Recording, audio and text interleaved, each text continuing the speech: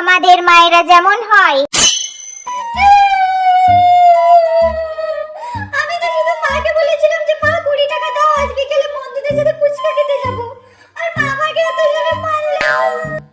আমি আর কোনোদিন মায়ের সাথে কথা বলবো না, মায়ের কোনো কাজও করে দেবো না, আর রাতেও আজকে আমি কিছু খাবো না। বলি এই খটখটি,